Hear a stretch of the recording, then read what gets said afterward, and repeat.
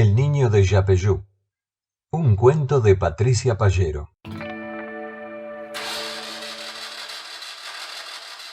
Las manos callosas de don Héctor se ceñían al volante del viejo furgón, que se dirigía a Corrientes para el reparto semanal de mercadería. Como era habitual, viajaba de noche para llegar al alba. Siempre lo hacía solo, pero esta vez tenía un acompañante, Valentino, su pequeño nieto. Los esperaba una extensa jornada, dado que partían de Buenos Aires. El abuelo pensaba dedicarle tiempo, cariño y paciencia al chiquilín. Valentino era vivamente curioso y le encantaba leer. Junto con los primeros rayos del sol llegaron a Yapeyú. La ciudad y la historia despertaron juntas. La intensa calma permitía escuchar el quejoso crujido del motor. Las centenarias arboledas invitaban a sumergirse en el pasado. Inmediatamente, el niño quiso saber por qué el lugar se llamaba así. A lo que el anciano, un apasionado de la historia, respondió: en guaraní significa fruto maduro. Mientras dejaban las provisiones en los almacenes, recorrieron el pueblo que atesoraba los primeros pasos de José de San Martín. Lentamente recorrieron las antiguas construcciones. Los faroles, las fachadas, las calles de tierra acrecentaban la curiosidad del muchachito. El patrimonio jesuita y el relato del abuelo lo llevan a los primeros años de San Martín. Terminada la labor comercial, el vehículo se dirigió a la plaza del pueblo. Allí descansarían y almorzarían unas empanadas. El pequeño quiso ver de cerca el retoño de la higuera donde el ilustre jugaba de chico. Estaba exultante al ver con sus propios ojos lo que había leído en un libro. Quiso saber más. Entonces, el abuelo le contó que al pequeño José también sus padres les relataban historias que se referían a las pasadas guerras de la frontera con los portugueses y que muchos juegos de infancia eran abruptamente suspendidos cuando los salvajes indios se acercaban.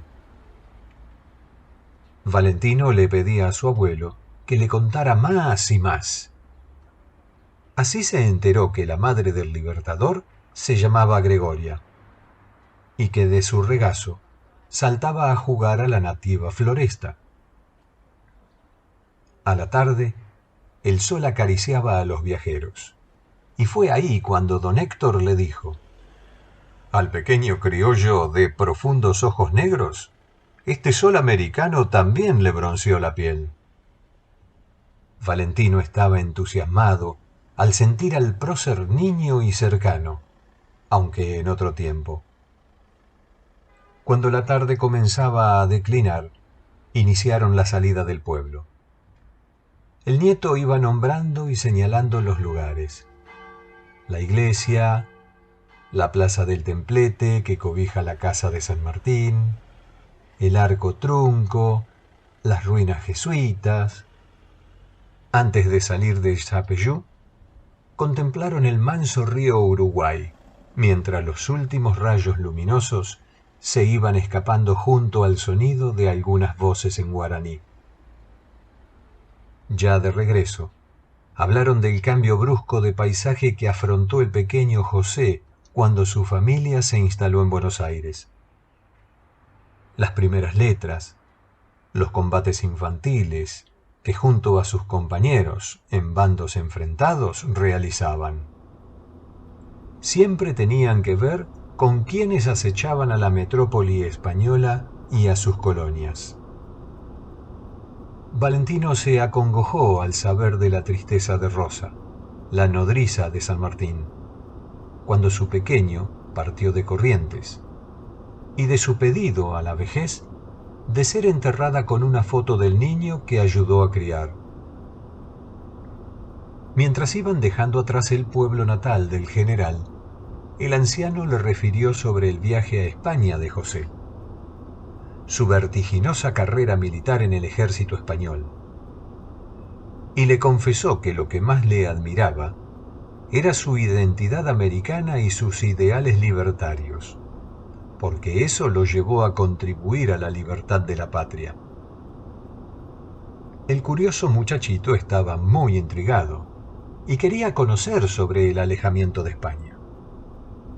Entonces, el abuelo le mencionó que San Martín solicitó la baja del ejército español para regresar a Buenos Aires, y que luego creó el regimiento de granaderos a caballo, y le relató todo lo que sabía sobre el combate de San Lorenzo. Valentino sacó de su mochila unos viejos soldaditos heredados de su padre, y por un largo rato se entregó al juego, recreando infantilmente parte de la historia. Luego dialogaron sobre el cruce de los Andes, de las 3 naciones liberadas, del último tramo de su vida en París, de la leyenda del reloj que quedó marcando la hora del último suspiro del libertador y del despojo económico. Las luces anunciaban la llegada a Buenos Aires. El furgón se quejaba por tanto traqueteo. Valentino dormitaba. Don Héctor le acarició el cabello y pronunció: «Conocer nuestra historia es saber de identidad».